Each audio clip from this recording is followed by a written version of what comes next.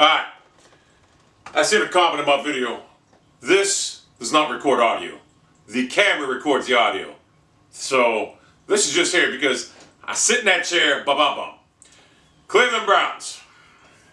First off, I want to say, Brandon Weeden, the greatest rookie quarterback this year. You know, listening to the pregame shows, it was talking Cleveland that if Brandon Weeden was struggling, and the Browns were in a position to win this game, and the reason they were losing was because of Brandon Weeden's play, they were going to replace him with Colt McCoy. That was the talk coming out of Cleveland. Only in Cleveland can you draft a quarterback 21 or 22 and threaten him with being replaced after one bad game. And you have to look at the Philadelphia Eagles, who I have said last week and this week have the best defense in the National Football League. Them and the 49ers. What the Eagles do well is they're very fast to get after the quarterback. They put pressure on you.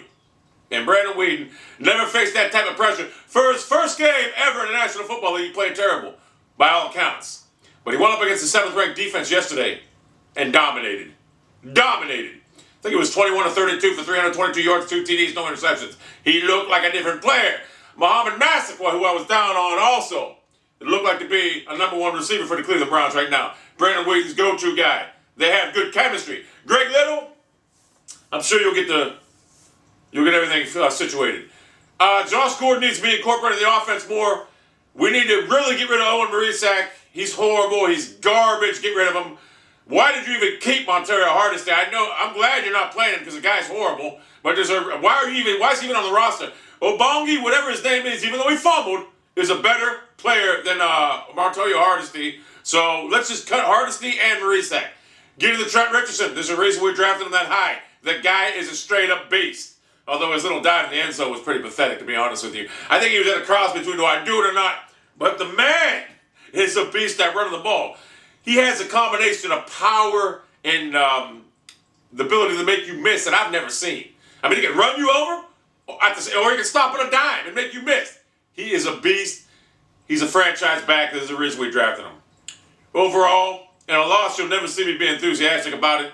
Overall, in a loss, looking at Brandon Weeden's play, how the maturization process of Brandon Weeden since last week against Philadelphia, then going against a top 7 defense in the NFL and the Cincinnati Bengals, who I will say this right now, they're not a top 10 defense this year, but he picked them apart. The maturization process of Brandon Weeden right now is incredible. This guy shows poise in that pocket. He steps in that pocket, he makes a throw. The one throw he made, he stepped up, he couldn't even follow through because the defender's arm was up here. He kind of half cut it, and he threw a touchdown pass. He has a fucking cannon that we ain't seen in Cleveland since Vinny Testaverde. Now, I know people are going to say DA had a cannon, Derek Anderson. He did. It was inaccurate. Brandon Weeden has a ball that I've never seen thrown in the NFL in a long time.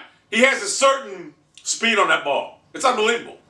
So, the Browns right now, everyone's talking about, would I like to have Robert Griffin III? Yes. But you know what? If I had him, I wouldn't have all these draft picks, and I wouldn't have Brandon Weeden, I wouldn't have Trent Richardson.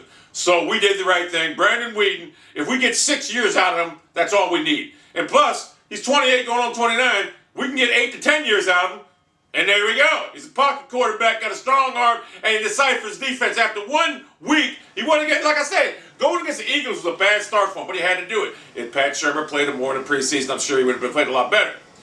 So, getting to the way, I'm really excited what I'm seeing right now offensively. Look like a fucking offensive, we look like a national football team. Special teams, the tackling was just terrible. It was horrible. Pac-Man Jones returns a punt. There's like 7 missed tackles. Without Joe Hayden and Sheldon Brown, a lot of people don't understand. Sheldon Brown ain't the greatest cover corner no more, but you know what? He's better than these other guys. I thought Demetri Patterson played good, but Scrine and the other guy, Wade, they played horrible. They cost us the game. A.J. Green didn't really kill us. The other receivers did. But you know what? Joe Hayden, you really fucked us over. You really fucked us over. The secondary killed us. But we held, what's his name? And we held him in the check, lawyer. What's his name? Jarvis Green-Ellis. A lot of people don't understand. Jarvis Green-Ellis is a viable back. The Browns held him in the check. And Pat Shermer, why the fuck ain't you playing them speedy young linebackers that did such a great job in Philadelphia last week? But overall, I'm impressed. We're a 3-point favorite against Buffalo. So, we got to win this week. So, I'm impressed with what I've seen in Cleveland. I'm not going to lie to you. After the first game, I was thinking our offense sucks. I was looking at Trent Richardson. I knew he had no holes, this and that. but he looked slow. You know what Trent Richardson played like last week? He played like a guy that just came off surgery that did not even play a down in preseason. Because you know what? He didn't. Okay? He didn't. And then to see these fans and everybody that talk in Cleveland saying we got to bring Colt McCoy in, we've seen what Colt McCoy can do for 2 years. He can't throw a simple slant. He can't throw the out pattern. Only ball he can throw is the easiest pass in NFL history, the seam route. And he still sucks at it. He's 5'11". I don't question his heart, but you know what? He just don't have the tools to be a viable NFL starter. Quality backup, yes, that's what we kept. So clamoring for Colt McCoy, you got to have a strong-arm quarterback. In the winter in Cleveland, if you're going to throw the ball downfield, we had a vertical passing game yesterday. You notice that? We didn't have a vertical passing game with Colt McCoy. Everything was underneath. We have a vertical passing game now. In the wintertime in Cleveland, you need to be able to throw that ball downfield. You need to be able to do that. And Colt McCoy won't be able to do that in the windy conditions in Cleveland, Ohio, in December. So, the book's out on Colt McCoy. He beat the Saints and the Patriots in his rookie season, this and that. And guess what, man? Genie was a genius at doing things like that. But we see what happened to him after that. Teams prepared to do what he was, and all they had to do was guard the underneath stuff, and he sucked.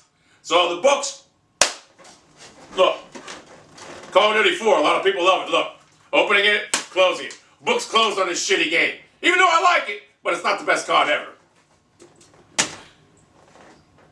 The new era of Brandon Weeden has arrived. This kid shows tremendous poise. And you watch this being interviewed, you can tell he's 28 years old right now, not a 21-year-old cupcake. The guy is intelligent, he has a fucking mind on his shoulders, and he doesn't get rattled or flustered. All the pressure in the world was on this kid last week, and he came out here and he performed like a beast, like a man. And Trent Richardson, the one run he made. The run he made was nice, but the catching and people missing this and that was unbelievable. It was unbelievable. So we have a quality offense now. And our defense, even though it gives up a lot of yards, we actually outgained Cincinnati last week. Even though our defense gives up a lot of yards, I only surmise when Hayden comes back and everything's going to be all right. We get him back for the next Cincinnati game. He's going to miss the Ravens, the Giants, and the fucking Bills game, so that's going to hurt. If I'm the Browns next year, we need to get another elite cornerback to match up with Hayden. And move, what's his name, Sean Brown to safety. Josh Cribbs to the coaching staff. Make him play safety. The guy, I've been saying that since he came in the league. He's not a running back because he runs too upright, this and that. Make him play running safety. He would be like a Steve Atwater. The guy makes every fucking tackle. He'd be great in the secondary. He can play the run. He'll intercept balls. He is not a receiver, but hey, look, he'll catch the ball over the middle. I'm not saying he's not a good receiver, but he would be such a beast at safety. He's just not that good returning kicks no more because, I don't know, he's trying to make holes or find holes. He needs to just run full speed ahead. What made him a beast and just run people over, whatever, make people miss, whatever. Montario, hard to say, please. There's no reason to carry him on the roster. And Owen Marisak, please, get him out of here. He's fucking terrible. Why are you guys keeping him? He sucks. Is it to justify a fucking poor, horrible draft pick by you? Because he fucking sucks. Josh Gordon needs to be incorporated in the offense more. This guy is a beast. You need to incorporate him in the offense more. I'm telling you right now. We have the makings of a tremendous trio of receivers with Gordon, Little, and Massaquoi. And then we got Travis, I forget his name right now. It's escaping me, but whatever. That new kid out of Miami, Florida, the speedster. I'm more worried about incorporating. He gets incorporated with the end around this and that. He should be returning kicks, whatever, punts, whatever. I really want to incorporate Josh Gordon in the offense because I believe, especially in the red zone, you got that big guy there with hands like he has. He'll catch anything. I'm really impressed with what I seen of Brandon Weeden. I'm not going to lie to you. I was downtrodden. And that was a lot out of anger because I was pissed at the way he played. But you got to look what he played, man. He played the Philadelphia Eagles, who have one of the best defense in the league this year. Very fast. Who have a good secondary. Very fast linebackers. They're fast. So, I mean, he was a trial by baptism by fire, whatever. That's what he was under last week. And he came out like a beast this week and played like a beast. Trent Richardson, like I said, he looked like a guy that hadn't played all preseason, and he didn't. So I'm impressed with that to the Cleveland Browns. I can only surmise it's going to get better from here on out. And I'm looking forward to playing the Buffalo Bills because I believe on the lakefront we're going to get our first victory this year. I don't want to see this fucking thing here in front of my videos anymore. I mean, it's cluttering. You have to move your... Why don't you move your station over there? Wouldn't it be easy to operate the camera from there rather than there?